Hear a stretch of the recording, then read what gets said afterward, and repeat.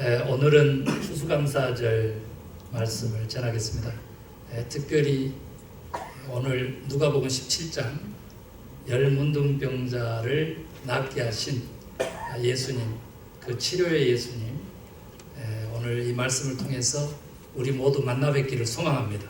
그래서 말씀을 들을 때에 문둥병도 낫게 하시는 바로 그 주님의 말씀의 능력이 우리 모두에게 함께하기를 소망합니다. 그래서 우리가 알고 있고 또 모르고 있는 모든 각종 질병들이 말씀을 들을 때 치유되는 능력의 역사를 간절히 소망합니다. 오늘 사실 사마리아와 갈릴리 사이라고 그랬습니다. 이방인의 땅으로 일컬어지는 그곳으로 예수님께서 선교를 이제 가는데 자세히 봐야 되는데 열 문둥병자를 만났다 그랬어요. 그러면서 그 열 문둥병자들이 선생님 우리를 불쌍히 여겨 주십시오 이렇게만 소리를 칩니다. 근데 사실 따져보면 예수님께서 마지막 구원의 십자가 그 여정에서 마지막 한순간 예루살렘 입성하실 때 호시오나 즉 호산나라고 외쳤던 그 지금 똑같은 단어를 쓴 것입니다. 지금 우리를 구원하소서 이런 뜻이죠. 그렇게 했을 때 예수님께서 저들을 보셨다 그랬습니다. 그리고는 너희 몸을 제사장에게 보이라 이렇게 말씀하셨습니다. 왜냐하면 지금 현재 이 열 문둥병자의 생활은 격리된 생활입니다. 왜냐하면 이것은 유대인들의 모세의 율법에 의한 조치였습니다. 그래서 그 절차에 따라서 제사장에게 몸을 보인다라고 하는 뜻은 이제 깨끗함을 입었으니까 공동체로 다시 편입시켜 주십시오. 소외시키거나 저해시키지 말아 주십시오. 그런 뜻입니다. 내가 나음을 입었도가 아닙니다. 내 몸이 깨끗하게 됐다가 아닙니다. 예수님께서는 내 몸을 제사장에게 보이라 이미 확증하신 것이죠. 그래서 열 문둥병자가 제사장에게 가는 도중에 몸이 나은 것을 알게 된 겁니다. 그런데 그 중에 한 사람이 몸 나은 것을 알자마자 죽게로 다시 돌아왔습니다. 그리고는 무릎을 꿇고 감사했다고 했습니다. 예수님께서 10사람이 다 깨끗함을 입었지 않았느냐, 그 9은 어디 갔느냐 하고 찾으시는 거고요. 이 한 사람, 이방 사람 말고는 아버지께 영광을 돌리러 돌아온 자가 없더냐 이러면서 아버지께 영광을 돌리고 감사하고 있는 그 사마리아인 문둥병자 그에게 내 믿음이 너를 구원하였다 일어나 가라. 여러분 오늘 10명이 문둥병의 치료를 받았습니다. 그런데 감사한 한 사람만이 구원까지 이른 것입니다. 많은 사람들이 생각합니다. 내 몸에 병만 나아도 구원이라고 생각합니다. 그렇지만 돌아오지 않은 겁니다. 누구에게로 돌아가야 돼요? 나를 치료하시고 내 생명의 주인이신 창조주 하나님께로 돌아가야 되는데 돌아가지 않는 거죠. 오늘 이 본문의 사건에 보면 너무 중요한 말씀들이 나와 있는데 여러분 믿음으로 구원 얻죠. 아멘 하시 바랍니다. 내 믿음이 너를 구원했다는데 그 믿음을 무엇으로 증거했느냐, 믿음을 뭐라고 예수님은 보셨느냐 그랬더니 감사로 본 겁니다. 감사. 우리 인생의 목적이 하나님께 영광을 돌리는 것인데요, 또한 하나님과 더불어 기쁨을 가지고 생활하는 것인데 그 인생의 목적을 달성하는 것, 하나님께 영광 돌리는 것을 무엇으로 받느냐 그랬더니 감사로 받았습니다. 그래서 세상 사람들은 감사가 아니면 인격이 아니라고 하는데 우리 믿음의 사람들은 감사로 하나님께 영광을 돌리고 감사로 믿음을 증명해서 감사로 구원 얻는 자들이라는 거예요. 이걸 모르면 추수감사절이 해년마다 돌아와도 목사님의 감사절 설교 말씀을 해년마다 들어도 나의 인생을 변화시켜내지를 못하는 것입니다. 사랑하는 성도 여러분, 오늘 돌아온 한 사람, 감사하는 한 사람, 하나님께 영광 돌리는 한 사람, 믿음을 증명하는 한 사람, 구원 얻는 한 사람, 우리 모두가 되는 줄로 믿습니다. 저는요, 오늘 이 사건하고 똑같은 일들이 미국에서 벌어졌더라고요.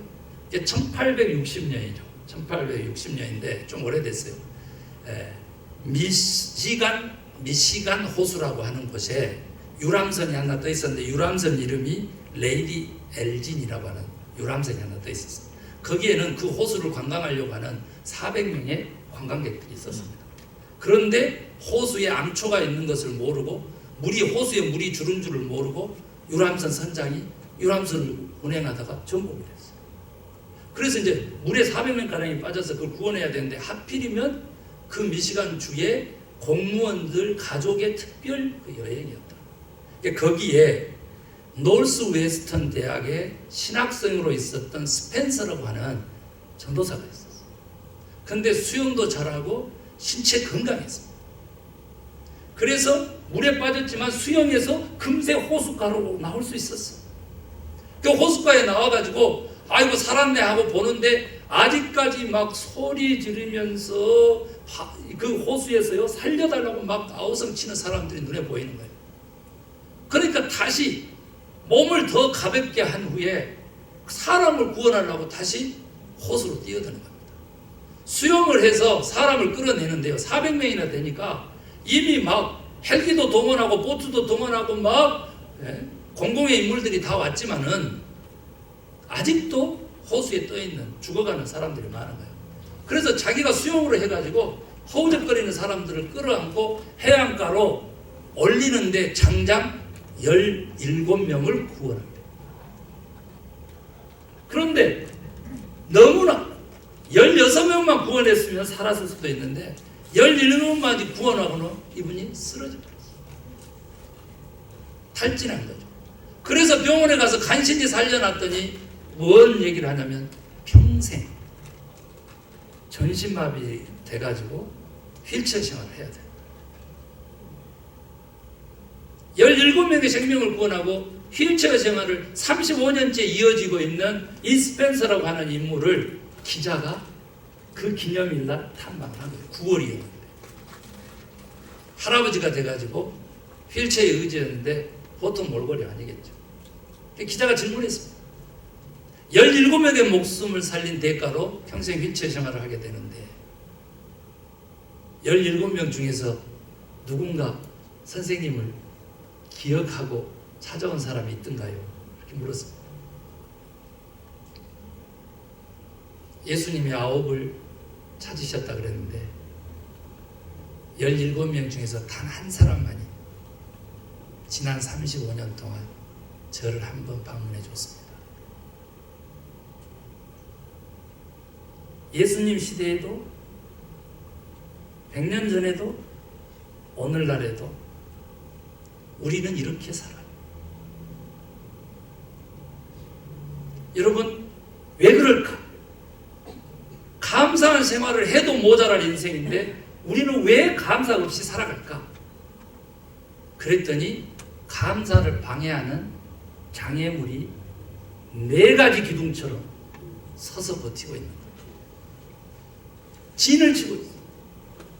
오늘 우리는 돌아오는 한 사람, 감사하는 한 사람, 구원하는 한 사람, 하나님께 영광 돌리는 인생의 목적을 달성한 성공한 인생의 한 사람 되기 위해서 감사의 장애물들을 극복하는 시간 되시기를 주의 이름 축원합니다.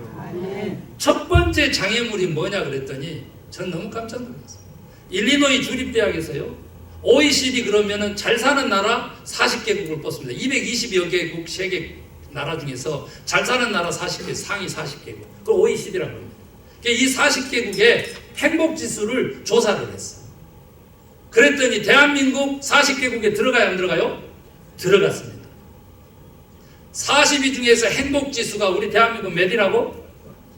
40위 꼴등 해버렸으면 좋겠는데 하필이면 또 39등 했어. 그 40등 한 나라는 어딘지 알면 더 기가 막힌데 여러분 우리나라가 왜 행복지수가 이렇게 낮은지를 일리노이 주립대학교 교수 학생들이 발표했어. 그랬더니 뭐야 그러니까 첫 번째가 돈을 가장 중요하는 나라이기 때문에 돈으로 모든 것을 평가하는 나라이기 때문에 행복지수가 낮다 그랬어요. 그런데 지금 29,000불, 30,000불 시대에 살아가는데도 불구하고 아직도 덜 행복해. 두 번째 이유가, 행복지수를 갉아먹는 이유가 뭐냐 그랬더니 비교의식이라고 했어요. C.S. 루이스라고 하는 영성가 그 목사님은요, 오늘날 사탄은 인간을 어떻게 유혹해서 넘어뜨리냐 그랬더니 비교의식으로 그렇게 한다고 그랬습니다. 어른들을 위한 동화의 작가였던 정채봉 동화 작가는요, 동화 이야기를 우리에게 들려주는데 두 형제가 신부로서 너무 훌륭했어요. 그런데 이제 추기경 자리를 놓고 그 나라에서 두 형제 중에 한 사람이 추기경이 돼야 된다고 하는 거예요. 나 같으면 동생이니까 형님 먼저 하고 동생이 양보했으면 좋은데, 서로 양보를 해가지고 아름다운 모습이 이미 신문에까지도 나가지고 누가 되든 이것은 국가적 영광이다 하고 있는데, 여러분, 사탄이 다른 신부를 통해서 형님에게 속삭이는 겁니다. 이번에는 네 동생이 된다더라. 그때부터 두 형제의 전쟁이 시작돼요. 그래서 그 나라에 추기경을 세우는데 두 형제 중에 한 사람이 돼야 되는 것이 당연지사인데 둘이 다 신부복을 벗을 지경까지 갔습니다. 이것이 사탄이 인간을 넘어뜨리는 유혹의 첫 번째 방법인 비교의식. 이 비교의식은 그 근본을 무엇으로 삼고 있느냐 그랬더니, 오늘날 전 세계를 지배하고 있는 어둠의 제1유형 나르시즘으로 그 근본을 삼고, 다른 말로 하면 자기 사랑인데 이 이기주의가 자기 도치로 가고 어떻게 된다고? 자기 중심성에 사로잡힌 자만이 비교의식에 사로잡히게 된다. 그러니까 비교의식에 사로잡히게 되면 어떻게 되냐면 이렇게 된다는 거죠. 자기가 중심이고 모든 것이 다 대상이 되어서 어떤 사람하고 자기 비교를 해보니까 자기가 좀 낫거든? 우월감이 생기면 교만으로 가버려. 근데 성서는 뭐라 그래요? 교만은 멸망의 성공이라. 다른 사람하고 비교해서 내가 좀 부족한 것들 보여? 그러면 열등감에 사로잡히게 돼. 영화 아마데우스에 보면 음악에 아버지여 어머니 모차르트 이야기가 나와요. 그런데 모차르트의 그 음악의 천재성을 비교하면서 시기 질투했던 당대의 최고의 음악가 살리나르가. 그런데 요즘 여기서 모차르트는 기억해도 살리나르를 기억한 사람이 없잖아. 당대의 최고 음악가인데 그 떠오르는 신성과 자기 자신을 비교하면서 열등감에 사로잡혀서 하는 일들, 하는 행동마다 사람들의 빈축을 사게 되고 결국은 사라진 거예요. 그러면 어떻게 이 비교의식의 이 자기중심성의 그 근본이 되는 그래서 교만의 조상을 모시고 또 밑에 열등감에 자녀를 낳고 살아가는 이 감사를 모르는 인생, 멸망으로 가는 이 길을 우리가 벗어날 수 있느냐? 이 장애물을 어떻게 제거하냐? 간단합니다. 하나님 중심성을 회복하는 거죠. 자기 중심성을 내려놓고 하나님 중심성을 회복하면 어떻게 되느냐? 그러면 자기 자신을 시 103편에 다윗이 노래했던 것처럼 무엇으로 본다고? 먼지로 보는 거예요. 먼지로. 겸손이 종기의 앞잡이가 되고 천국문은 저 낮은 곳에 열려있다라고 하는 그 말처럼 자기 자신을 먼지로 보는 겸손으로 하나님에게 영광을 돌리는 삶을 살게 돼요. 그럼에도 불구하고 흙이지만 하나님의 형상으로 지음받은 우리 창조주 하나님의 그 은총 덕분에 어디로 가요? 베드로전서 2장으로 가면 너희는 택하신 족속이요 왕같은 제사장이요 거룩한 나라요. 왕같은 제사장의 반열에 오르게 되는 존귀함을 입게 됩니다. 왜 그러느냐 그러면요, 자기 자신을 바라볼 때 상대방 중심으로 자기 자신을 바라보지 않게 되고 하나님의 눈으로 저 위에 계신 분의 그 눈으로 인생을 바라보기 때문에 제 아무리 잘난 사람이 같이 와도 도토리 키재기야 위에서 보면 머리 큰 놈이 더 크게 보이는 거예요.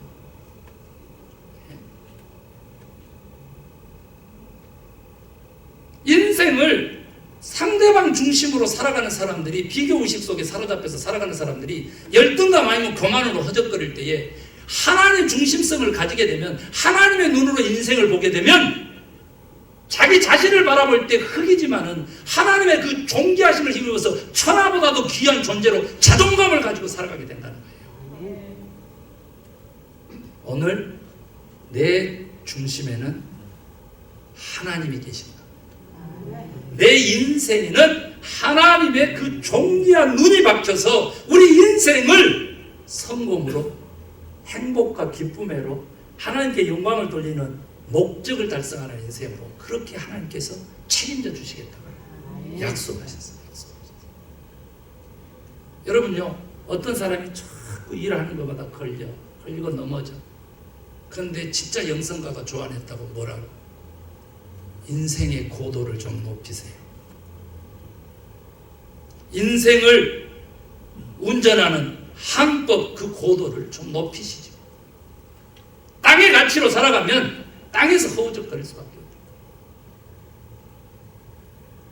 저 장애물이 3,000m라면 그 이상을 높여야 장애물에 걸리지 않게 되죠. 어떻게 가능하느냐? 하나님 중심성을 회복하면 되는 줄 믿습니다. 아멘입니까? 두 번째 장애물이 나와 있는데요, 놀라운 것은 불평불만이라고. 여러분, 심리학자 할 어반이라고 하는 분이요, 인생의 목적이라고 하는 책에서 발표를 했는데 35년간 심리학을 가르친 자기 제자들 70만 명을 상대로 해가지고 24시간만 불평불만하지 않고 하루를 마감하는 리포트를 해달라고 부탁을 했습니다. 70만 명 중에서 하루 24시간 불평불만하고 산 사람이 몇 명이나 됐을 것 같아요? 몇 명? 딱 4명. 이렇게 어렵다는 거예요. 이스라엘 백성들요, 출애굽했습니다. 가나안 땅 직선으로 가면 일주일 거리라. 아니, 아이들까지 데리고 가도 넉넉히 보름에 2주면 들어간대요. 40년 동안 헤맸잖아. 40년. 그래서 그 출애굽시켰던 여호와의 능력을 받고 기적을 받던 그 은혜를 입었던 장본인들이 광야에서 40년 동안 다 죽었어. 1세대. 2사람만 살아남았죠. 40년 광야에서 다 죽은 애굽의 종되었던 노예됐던 사람들이 자유를 입었으나 40년 동안에 다 죽었는데 이유가 뭐냐 그랬더니 광야에서 뭐 했다고? 불평불만. 민수기서 14장에 가면 하나님 여호와가 나는 너희에게 내 귀에 들린 대로 행하리라.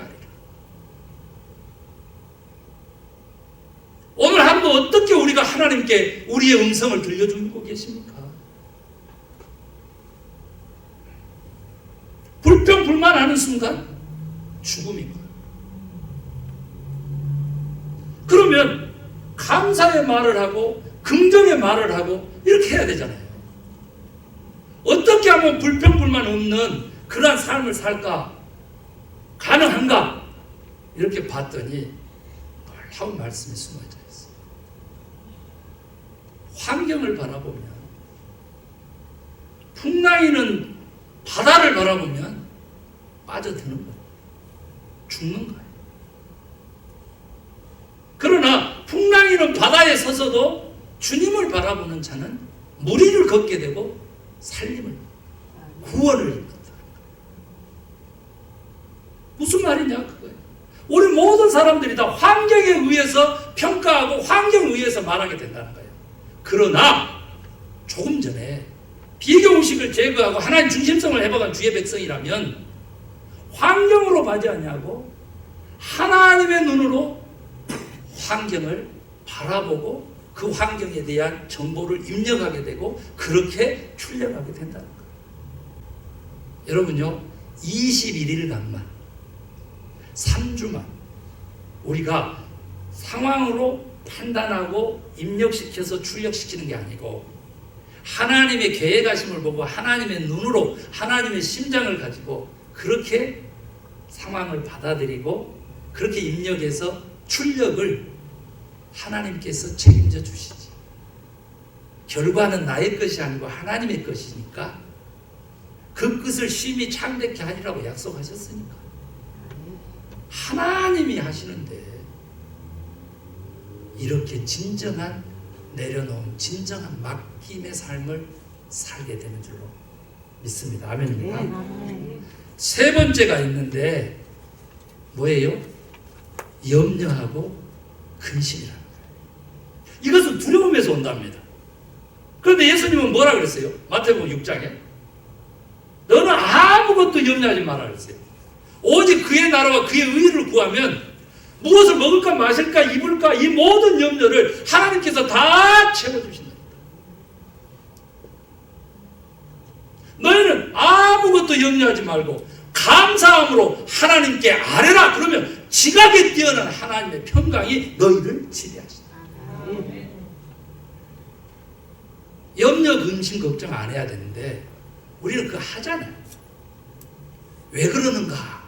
어떻게 하면 근심, 염려 없이 이 두려움 없이 가나안 땅 앞두고요. 두 사람만 살아서 들어갔잖아. 여호수아하고 갈래. 그런데 여호수아에게 준 하나님의 말씀이 뭐예요? 여호수아 1장에 두려움 말라. 놀라지 말라. 내가 너와 함께합니다. 믿음이 없어서 그래. 믿음이 없어서. 여러분요, 풍랑을 맞는 배 안에서요, 다들 벌벌벌 떠면서 이 기둥 하나라도 붙잡으려고 막 용을 쓰고 있는데, 아니 7살짜리가 그 풍랑이는 출렁이는 배 위를 뛰어다니면서 노래를 부르고 놀고 있으니까 사람들이 저 겁없는 애를 좀 봐. 그래서 얘다 하면서 야 너는 안 무섭냐? 이렇게 물어봤대잖아요. 그랬더니 그 아이가 뭐라 그랬다고? 예, 저는 안 무서워요. 입에 선장님이 우리 아버지 이랬대잖아. 인생을 이 정도는 살아야지. 이 정도 믿음의 사람이라면 이 정도 신뢰를 보내고 주님에게 이 정도 맡기고 그 신이 있게 좀 살아야지. 그러면 근심, 염려, 걱정, 두려움이 사라지는 인생이 된다는 거죠. 여러분요, 여기도 심리학자 한 사람 소개하려고 그래요. 어니 젤렌스키라고 하는 인물이 너무 잘 알려진 내용이에요. 한번 들어보세요. 인간이 하고 있는 온갖 근심, 걱정, 염려 그런 것들을 분석을 했대. 그런데 40%는요 40% 일어나지 않을 불가능한 비현실적인 생각, 근심, 걱정하고 있더라고요. 그 나머지 40% 또 살펴봤더니 그것은 뭐냐면 이미 지나간 일 가지고 또 근심하고 있더라고요. 그냥 80% 갔잖아. 그 다음에 큰 것을 살펴봤더니 22%가 뭐냐면 너무 사소해가지고 개미가 있잖아. 자기보다 더 큰 먹을 것을 빵조가리를 지고 가는 거 그걸 걱정하고 있더라고요. 전혀 내 인생에 영향을 끼치지 않는 22%를 걱정하고 있어요. 그러면 이제 어떻게 돼요? 92%가 지금 쓸데없는 걱정이잖아요. 그래서 나머지 8%가 남았는데 그 중에 4%는 내가 어쩔 수 없는 일. 예를 들면 우리 지구가 멸망해가지고 우리 자식들이 저 지구와 같은 다른 행성을 찾아서 몇백 광년 날아가가지고 거기서 다시 살 건가 말 건가 이런 얘기들. 네? 그 다음에 또 나머지 4%가 남아서 살펴봤더니 그것은 내가 얼마든지 나의 노력으로 극복할 수 있는 일이라. 그러니까 여러분 근심, 걱정, 염려 100% 다 할 필요가 있다 없다? 사람들은 참 신비해. 어니 젤렌스키라고 이름 잘해, 발음 잘해야 돼요. 발음 잘 불러야 돼. 젤렌스키가 하는 말은 심리학자라고 다 믿어. 그런데 왜 성경에서 주님이 하신 말은 안 믿어? 염려하지 말아라. 아멘 하시 바랍니다. 아멘. 근심 걱정하지 말아라. 아멘. 두려워 말라. 아멘. 내가 너와 함께함이니라. 아멘. 주님이 책임져 주시. 네 번째 마지막 장애물들이 있으니 이게 뭐냐 그랬더니 병이었어요. 영혼의 알츠하이머라고 망각증. 여러분 제가 오직하면 리마인드 디바이스를 자동차에다 하나 달고 집에 출입문에도 하나 달자 하면서 지금 두 번째 가정용 만들고 있잖아. 그래가지고 지난 3개월 동안 먹고 싶은 것도 못 먹고 그러고 쪼들리면서 살았어. 그래도 여러분한테 돈 좀 빌려주세요 안 한 것만 해도 감사하게 생각합니다. 오늘 여기 감사하는 마당에 여기 영혼의 알츠바이 이 감사의 장애물 요거 제거하면서 오늘부터 나는 진짜 숨쉬고 사는 거예요. 숨쉬고. 어떻게? 여러분요, 이것은요 배은망덕이야. 누구 입장에서는? 은혜를 베푼 입장에서, 특별히 우리 믿음의 사람 향해서 하나님 입장에서는 배은망덕이거든요. 사람 관계 중에서요 감정을 가장 컨트롤하기 힘든 게 배신감이에요. 우리 주님이, 우리 하나님이 우리를 얼마만큼 믿어주시고 얼마만큼 신뢰하는데 이스라엘 백성들은 그렇게 하지 않았어요. 광야에서 떠들고 다닐 때 신명기서에 하나님께서 선지자들을 통해서 외친 게 뭐냐?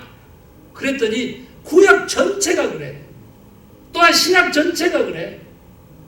이스라엘 백성들에게, 구원받을 백성들에게, 하나님의 백성들에게 하나님께서 외치는 선지자를 통해서 외치면 뭐냐 그랬더니 너희는 기억하라.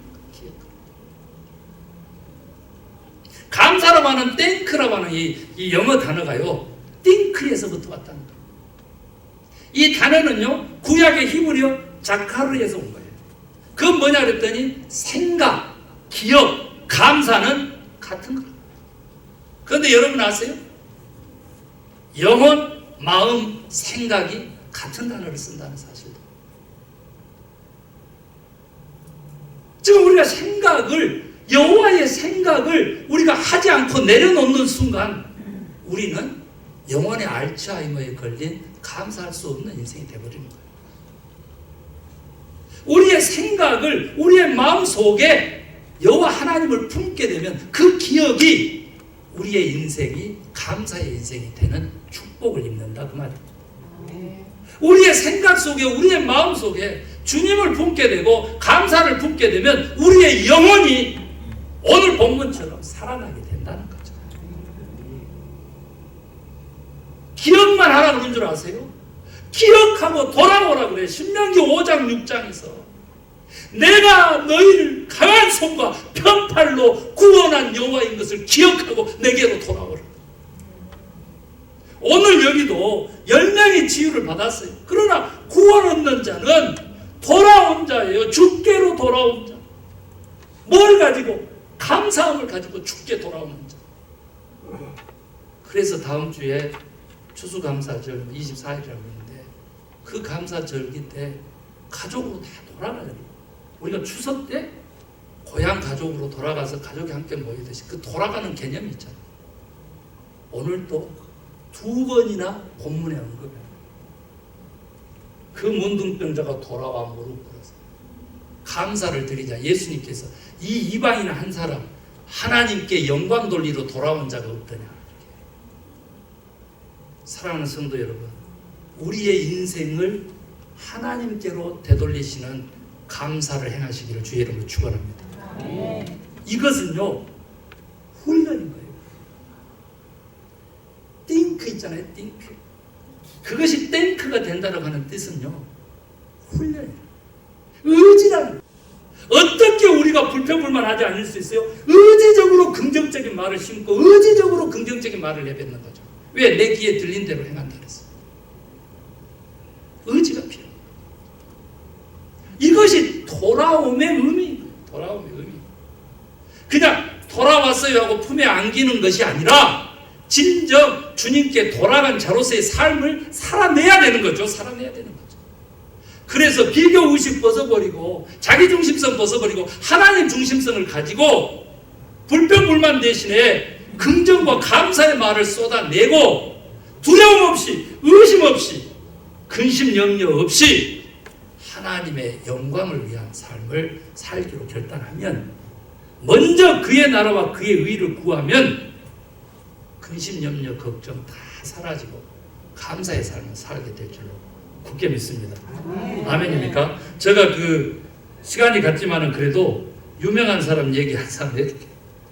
그 라이프 곱스라고 하는 인물이 감사할 줄 모르는 사람은요 벌할 필요가 없다 그랬습니다.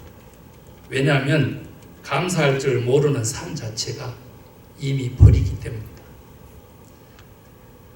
러시아의 문호 톨스토이는요, 아까 그 미시간 호수 사건 4년 후인 1864년에 지하에서 온 편지라고 하는 글에서 인간을 어떻게 규정했냐면, 감사할 줄 모르는 두 발 달린 동물이 가장 잘 맞는 인간에 대한 규정이다, 이런 얘기를 했습니다. 어려운 일입니다. 쉬운 일이 아니라는 거죠. 그러나 여러분, 의지를 가지고 믿음을 가지고 오늘 여기 비교의식, 불평불만, 근심염려, 두려움, 그리고 기억상실증, 망각과 배영을 극복한다면 하나님께서 우리를 구원의 삶, 인생 마지막에도 감사가 넘치는 삶, 우리를 이끌어 주실 줄로 확신합니다. 그 길 함께 가도록 위해서 우리 함께 기도하십시다. 기도합니다. 말씀을 내 말씀으로 바꾸는 시간 갖겠습니다.